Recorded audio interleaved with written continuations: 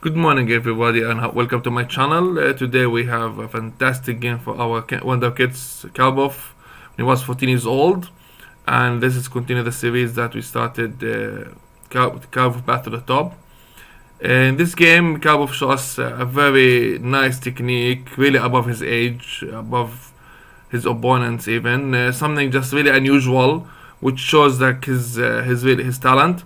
Uh, Today he's playing against a master from USSR. His name is Disgalovich, and in Tula. Tula, it's the city where or the town where Karpov was born in 1965, which means he was just 14 years old. Let's see the game. D4 from the Disgalovich, knight f6 from Karpov, c4 g6, knight c3, bishop g7. First time we see Karpov playing the King's Indian. Knight f3, castle, and here white, instead of e4 and then d6, he decided to play a sideline. He played e3. d5 from Karpov, hitting the center right away. Take and take, take and take. And here white played queen c2, looking for bishop c4 or e4, even at the right time. And if you go for bishop f5, he will go for bishop d3. So something like that, just an equal position out of theory. After queen c2, Karpov played knight c6, bishop c4, queen d6, castle, and here Karpov played bishop g4, attacking the knight right away. Bishop e2 from Disgalovich, knight b4, queen d2, and c5 from Karpov. This move is actually attacking the center. And if you take the pawn with the exchanging of the queens, there's knight c2 here if you want. There's bishop b2. There's a lot of threats. So that's why white decide to play. And even here, you can after this c5 maybe just take on c5 right away. Even you don't have to change the queens, and still you have to deal with that threat also. So it's not really that easy to handle all these things. So Disgalovich decided to play a3, knight c6, dc5, queen c5, and now we have an equal position. The pawns are the same, like 2 pawns on the left side, and 4 on the right side for both opponents. Two bishops and knights and a queen. Everything is equal, except that black has like more space. So white decided to play b4, queen b6, and now bishop b2. And white was looking for maybe for bishop b2 and then a queen b2, something like that.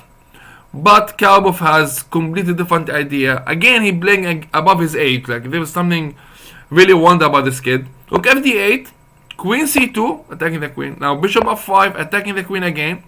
Queen b3, knight a5, attacking the queen again. Queen e2, bishop b6, attacking the queen again. Queen b1, and now he took on b2. And then he played knight c4. So that was his idea, a bit much. Now white decided enough is enough, and he tried to take the knight off and play rook fd1. And he said, you know what, this is an equal position now, and we maybe gonna exchange rocks or something. Maybe white was looking for something like that. Maybe something like that, and it's gonna be an easy game to play. But Karpov played bishop d5, and he kept the piece on the board. He was looking for win. Knight d4, a queen f6, binning again. Like we see Karpov when he was a kid, binning and binning and binning over and over and over. That was his style. Queen e2 from white, skipping the bin. e5, and this is the move that, I mean, look at this position. This is an equal position, right? And you see, like, okay, what's black gonna do here? Like, what's his ideas? But e5 actually is a challenge for white. So if white played the best move, which is he should have played knight b4, but he didn't, Karpov will go for queen a6, binning again. So and when you jump over to c3, he will just take the queens, and you're gonna play an end game against Karpov with bishop against knight. Slightly better for black, but still playable. But white didn't like that. He played knight f3. He maybe was thinking about, you know what, maybe I'm gonna trick this kid somehow. Karpov in this position, he played a very, very strong move, totally unusual, very difficult to see, and he played a6. And this move actually taking the b5 square from the queen and preparing b5. Rook a c1, b5, and bishop c4 is coming, of course.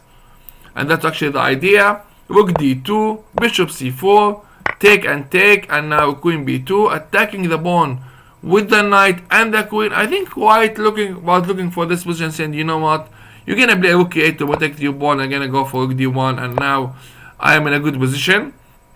But Karpov surprised him, and he played the queen d6. And if you go for queen e5 to take the pawn, queen d1 check, and it's over.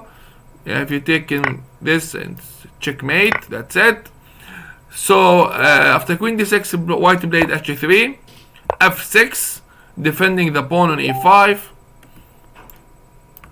and also taking the g5 square from the knight, and d4 and d2, a4, king g7, take and take, and now rook a1. Against rook a1, we have rook d7 to protect even rook a7. He's taking away all the good moves from white. Rook c1, queen d3, king h2, rook a7, rook a1, and here Karpov missed a chance to finish the game faster, but it's not really a big mistake or something. He should actually just take here on a1, and after taking on a1, he just go for queen d6, attacking the pawn on b4 and attacking e4 and the king at the same time. And if white go for check, maybe king f8, queen c5, take and take, he can go for bishop d5, watching the pawn on c6, it doesn't go away anymore, and then the b pawn will go just forward to the queen, to become a queen, but he didn't do that. So he played rook d7, rook a3, queen d6, very nice game, very nice attack. Now black found a very nice way to play, very complicated, way difficult than the previous one. He's gonna make like some kind of a swindle, like he's gonna go back and forth and change the position. Look at that. So black is attacking the pawn on b4, and he's taking e4, and the king will be unchecked, and the knight will go. So white goes for queen g1, king g1, h5. Now he pushed the first pawn, rook a1, queen d3, king h2, g5, rook c1, king h6, rook c3, back to d6 again with the same threat. Excuse me. King g1, g4, take and take, and knight e1, king g5, rook c1, f5, g3, queen d5, and there's a threat of mate on a1 and h7, h1, knight g2, queen e4, queen c2, take and take, and rook d3, check 1, king h2, and now rook b1, and now the b pawn is falling, and that's it for the game. Rook d2, take, knight e1, rook b1, knight g2, b4, knight h4, b3, knight g2, b2, and white resign. White has nothing, he can do nothing in this position actually. There's absolutely nothing to do in this position. And there's a funny way to finish the game if you like. I mean, if white decide to go for knight h4, you can do this if you like. Just a threatening mate on here, and when the rook is gone, just come here, and that's it. And you're gonna stop that. We're gonna just take a queen, and we're gonna take your rook, and this is a winning end game, guys. There's no doubt about it. This is just one way to win this, just the funny way to win this. There's many ways to win it. Fantastic game from our winter kid. If you like the game, if you like the video, like and share, subscribe, and we're gonna see you guys later. Bye bye.